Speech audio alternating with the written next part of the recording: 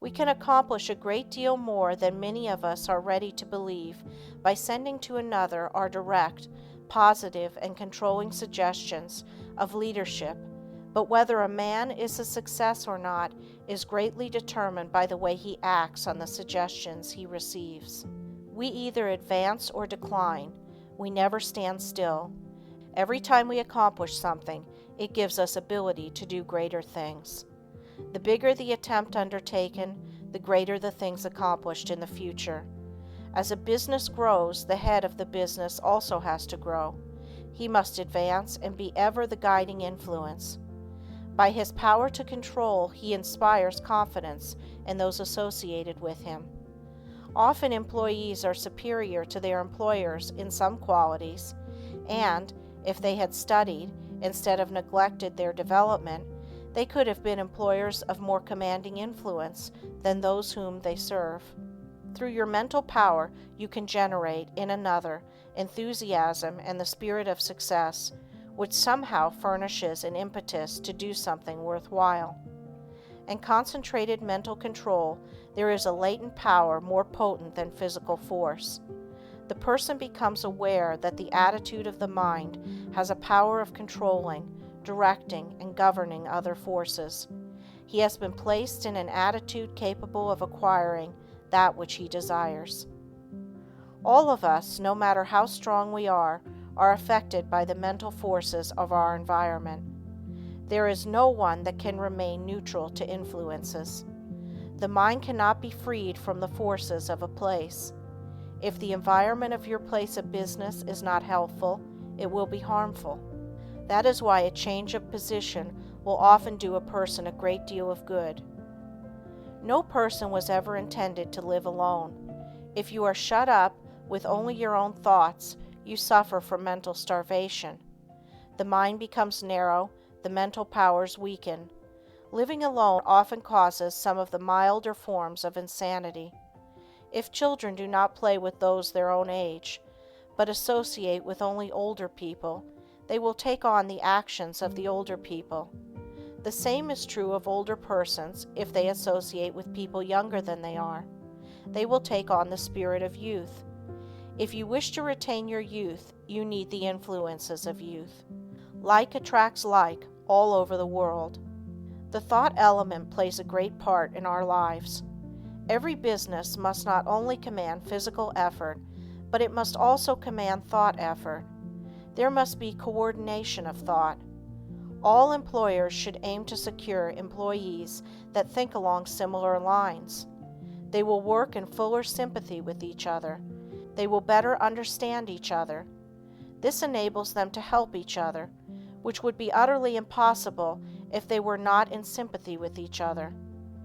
It is this that goes to make up a perfect organization, which directs and influences them toward the one end. Instead of each person being a separate unit, each one is like a spoke in a big wheel. Each member carries his own load, and he would not think of shirking. Anyone working in such an atmosphere could not help turning out his best work. All great leaders must be able to inspire this cooperative spirit. They first secure assistance through their mental control.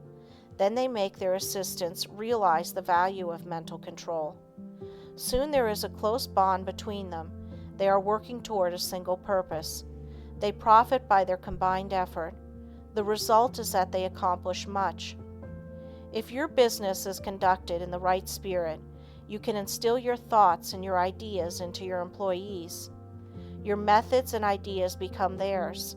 They don't know it, but your mental forces are shaping their work. They are just as certain to produce results as any physical force in nature. The up-to-date businessman of the future is going to take pains to get his employees to think and reason better. He will not want them to become depressed or discouraged. There is time that instead of being wasted, he will endeavor to have them use in concentrated effort that will be profitable to both employer and employed.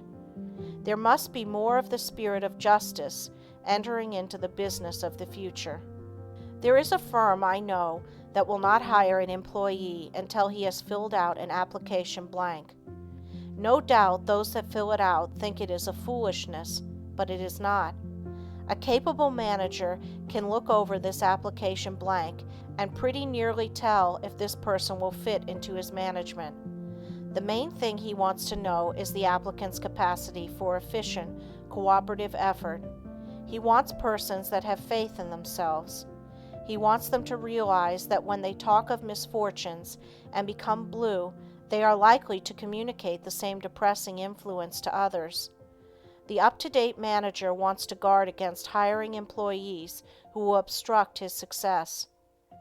You must realize that every moment spent in thinking of your difficulties of the past, every moment spent in bad company, is attracting to you all that is bad, is attracting influences that must be shaken off before you can advance.